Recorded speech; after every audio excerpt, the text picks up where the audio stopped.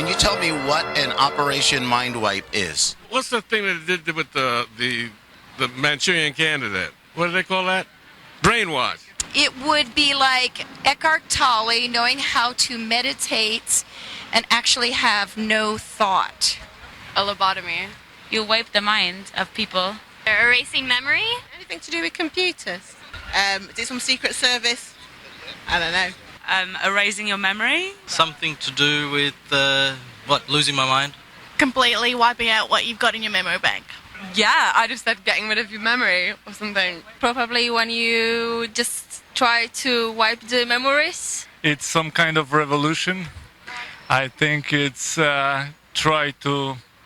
music try to change the people thinking about some issues in the world, maybe. Get ready to take antisocial to a whole nother level. For what? Because I told you to. You haven't have a reason, sir. You didn't pull me over. But you didn't pull me over. Get the license out, or I'll hit for a backup and I'll take you out of the car. Get your driver's license. Call your supervisor, sir. Get your driver's license out right now. Call your supervisor. Please call your supervisor. Because you're not pulling me over, neither. You get your driver's license out right now. Show me ID. Call your supervisor. What do you need my ID for, sir? Well, because you want to run your mouth to me. No, because you was looking at my license plate. For what? Exactly. For what? You don't have the right to run this. I got my rights to do anything I want to do. I'm a police officer. You can't run. That doesn't mean anything. It doesn't mean anything. I'll pull you over and I'll tow your car. You see, he said. Driver's license out. So he's not getting a supervisor. We requested a supervisor. I don't mind showing you my driver's license, but what is your reason that you're asking? Because. Why? Because you're acting suspicious. About what? We was in there shopping. I said, show me your driver's license. What is the suspicion, sir? Get your driver's license out. You can't state the suspicion. Show me your driver's license. That's all I want to see. You're not explaining to me. You didn't pull me over. You jumped out your car and asked me did I want to. Investigation. What are you investigating? You just seen me in there shopping. I paid for everything that I bought. Get your driver's license out. Sir, show me your driver's license. If you don't got no warrants or nothing, you're gone. I have no problem. What is the reason that you're stopping me? I'm not going to argue with you no more. I'm not arguing. I'm trying to understand something. What's your name, officer?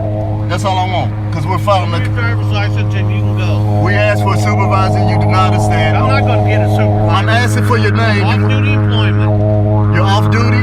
Exactly. Off-duty employment. If you're off duty, then why are you stopping people? I'm stopping you because you're suspicious. Why are we suspicious? What'd you come back around for? Because I want to know. You jumped out of the car on us because we looked at you. Because I don't know what you guys are doing. Now show me your You don't know what we're doing? You just seen us shopping. Show me your driver's license. You don't look. You see all these bags in the back of the car?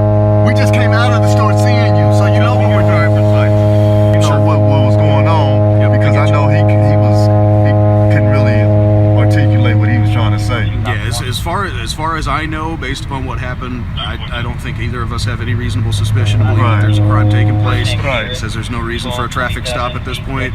So there's no legal requirement for you to identify yourself to an officer at that point. So if you don't want to give him ID, then you don't have to give him ID at that point. And we tried to be calm and talk to him like that, and he just. I got my rights to do anything I want to do. I'm a police officer. Leaning in the car, spitting all in the car. He's just. I don't know if he's having a bad day. His wife left him. I don't know. Could be. I don't know. Your guess is as good as mine. But hey, man, I appreciate you, boss. As far as I'm concerned, you guys are good to go. All yes, right, sir. Take care, all right? Appreciate it.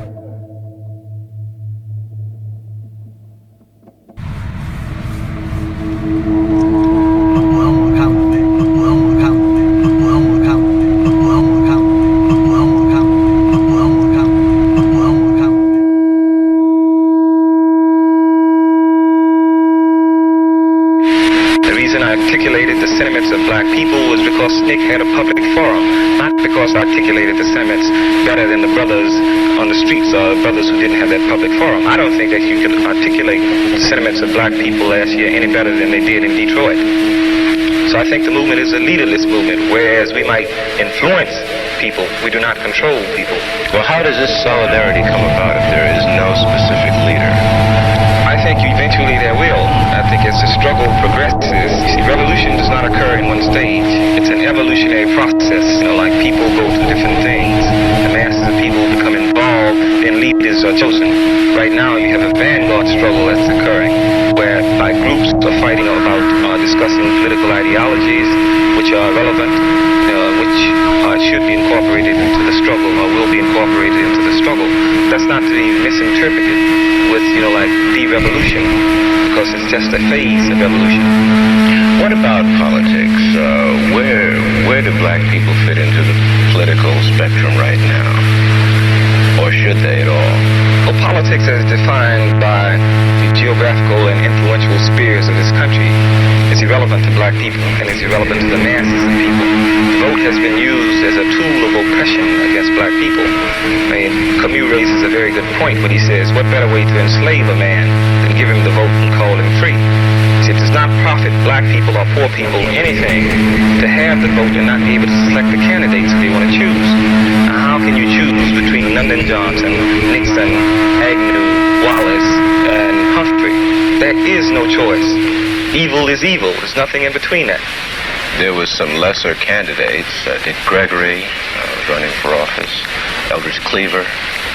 I think the vote can only be used as a tool of organization. We can only use the vote to organize our people. Now, to really believe that we can put someone in office and that these people would be responsive to our needs, it's naive, politically naive. Because even if one of the black candidates who ran for office was to take the office of president, then black people must be prepared to fight against that person. Why? Because, you see, the system mandates the action of the individual. The individual does not determine how this country will function. This country works off the military-industrial complex, which means that it's profitable to wage war. And unless you devise another plan, another scheme to sustain or to boost this economy, then it's going to be necessary to wage war. Whether, a black individual is in office or a white individual is in office. So we're talking about a complete a change in system. If Mr. Cleaver did win the election, don't you think that he could have conducted the presidency in a unique manner that may not be, compromising to the system you speak of? No, because, as I said, the system dictates the response of individuals. See, individuals do not influence, politically, economically, or socially. I see. The attitudes or functioning of the system. Well, if politics as we know it here in this country is not the answer, what is? I think there has to be a reevaluation of politics. Now, there are definitions of politics that are relevant to black people. Chairman Mao says that politics is war without bloodshed, and war is an extension of politics. I think black people have to begin to address themselves to the politics of revolution, because we are caught up in revolutionary struggle, whether we want to believe it or whether we want to be or not. So I think, black people have to begin to think in a revolutionary fashion and create and construct a politically revolutionary platform. Is this going to be a race revolution, or is it going to be a class revolution? I think, like in terms of struggle and who will comprise the revolutionary front of that struggle, it will be oppressed people. You see, black people are in the vanguard position of the struggle because we've been the most dispossessed. However, there are other oppressed people in this country: Mexican American, the Spanish American community, the Puerto Ricans, American Indian, Japanese Americans, and even poor whites. But racism, I don't believe that racism will allow poor whites to form alliances with the revolutionary groups in this country. Do you feel that black people will ever have a strong political voice in this country in the formal sense as we understand it? You mentioned that you don't think that this could ever come about. Is there any chance that it might? No, see, I think it's a reformist,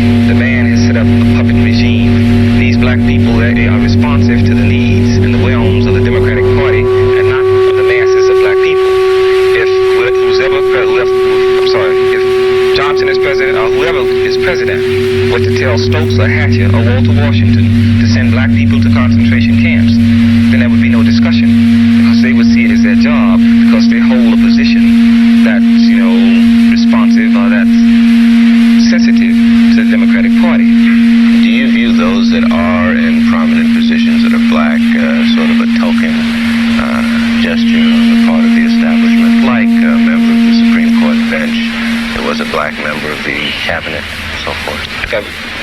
I think that has to be examined in the sense of progress and as to whether black people have made progress in this country. My contention is that black people have not made progress in this country.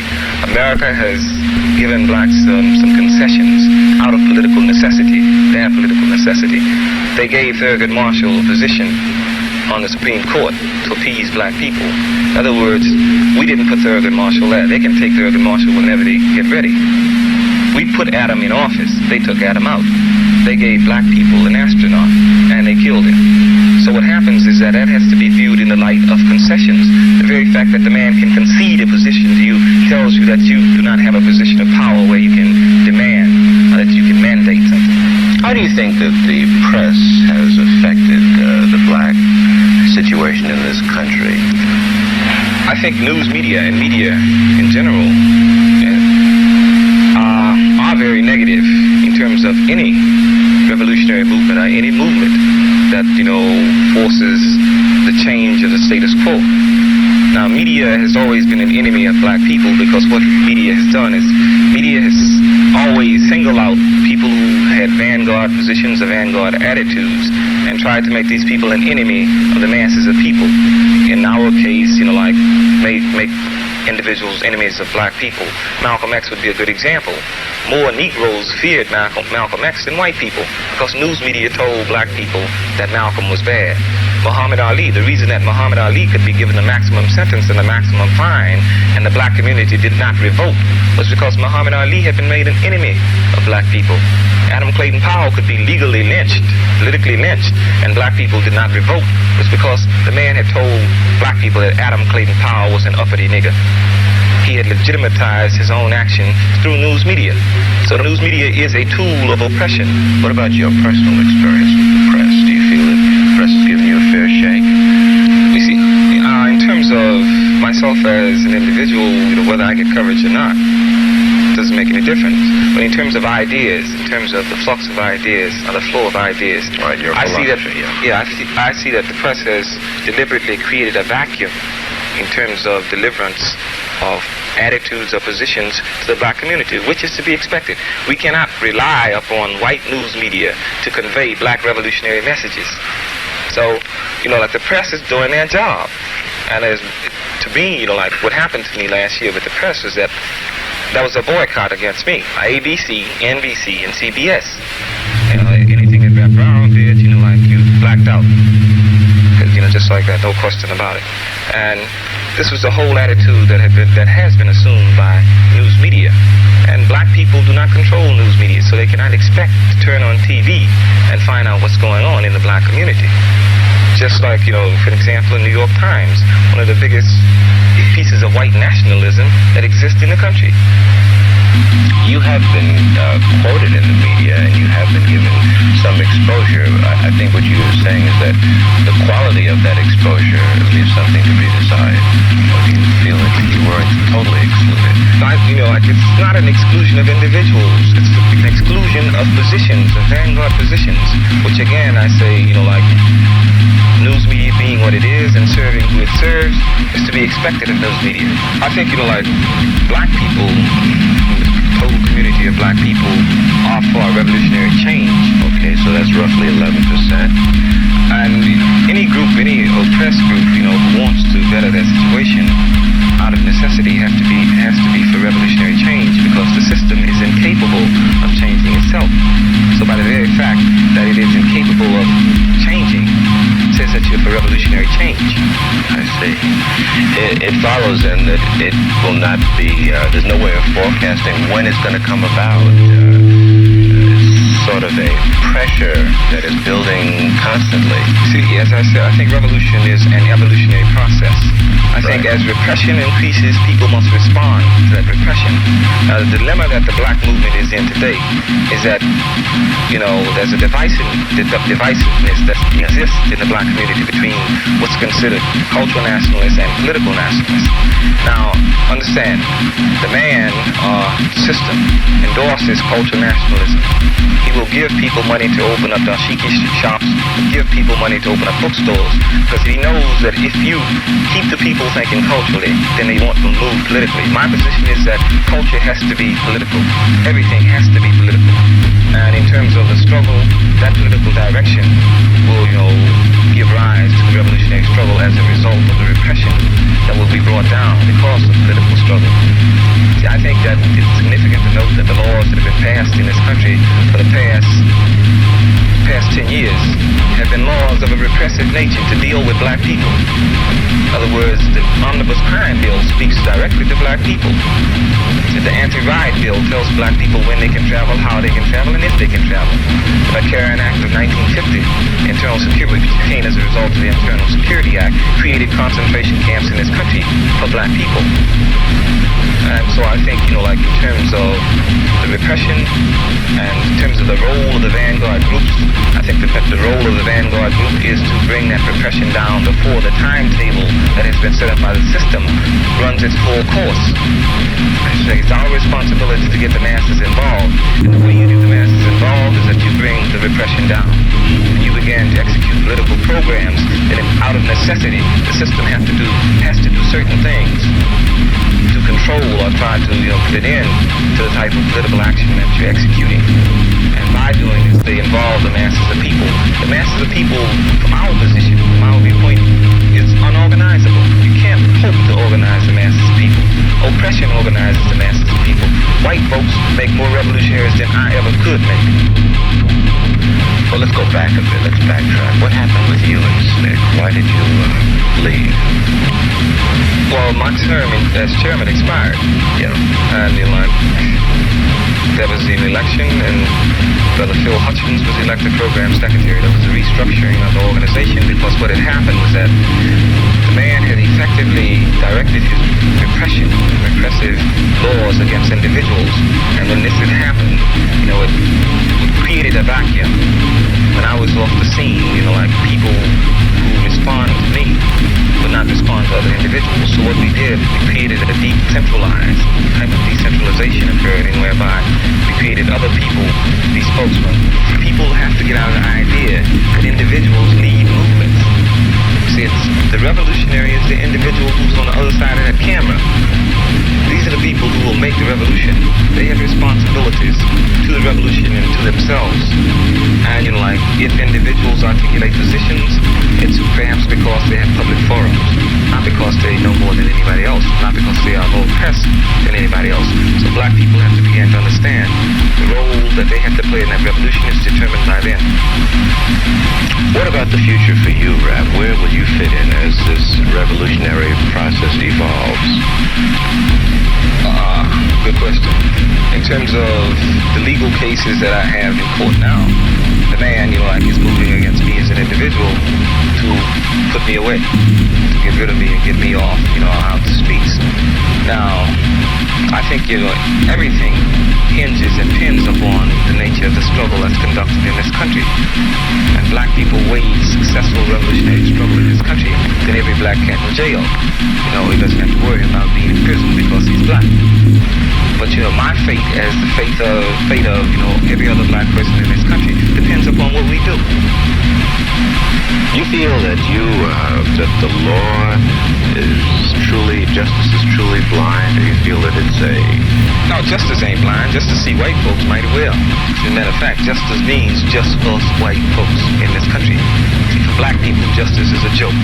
No such thing as justice in this country for black people. The courts are a tool of oppression. The courts, help to execute the genocide, the type of genocide that's been practiced against black people in this country for 400 years. Why is it that there's not much exposure about what you feel, if it is true, that justice is not blind, that it does favor one segment of society? Why is that attacked more by responsible agencies? The very reason that they're responsible, the very statement responsible agents say that they're not going to respond. Because, in terms of the status quo is never attacked by the comfortable people, the people who profit from it. And so, as to expect, the responsible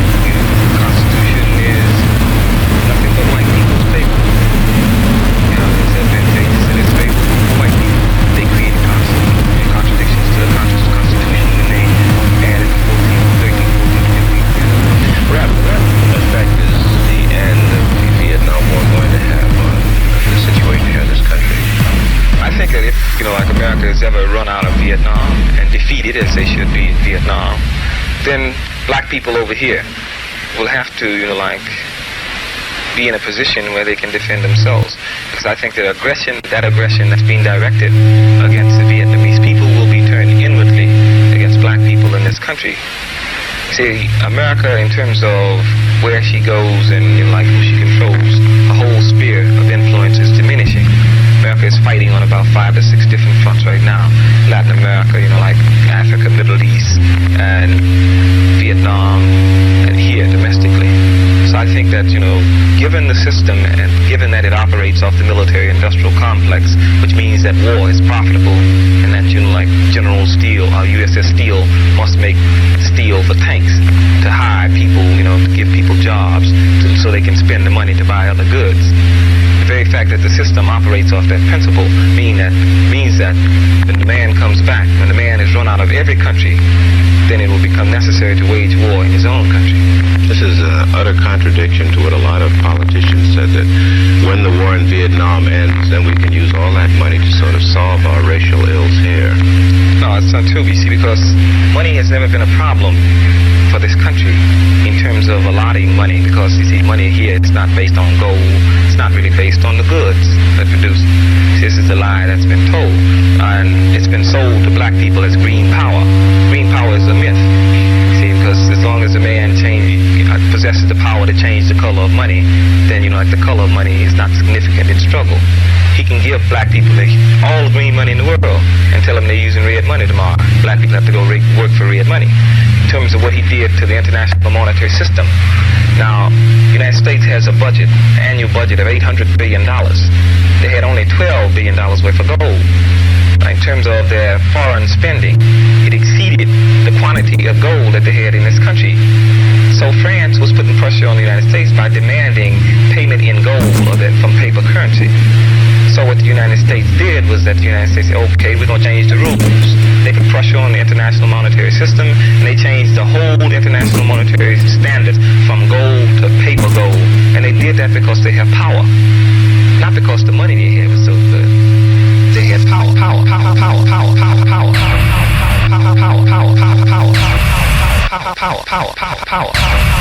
I'll tell you what freedom is to me. No fear. I'll tell you what freedom is to me. No fear. You talk about a revolution, most people think violence. You talk about a revolution, most people think no fear. You talk about a revolution, most people think violence. You talk about a revolution, most people think violence. Without realizing that the real content of any kind of revolutionary thrust lies in the principles and the goals that you're striving for, not in the way you reach them. On the other hand, because of the way this society is organized, because of the violence that exists on the surface everywhere, you have to expect that there are going to be such explosions. You have to expect things like that as reaction. If you are a black person who lives in the black community all your life and walk out on the street every day seeing white policemen surround you, when I was living in Los Angeles, this was long before the situation in LA ever occurred, I was constantly stopped. No, the police didn't know who I was, but I was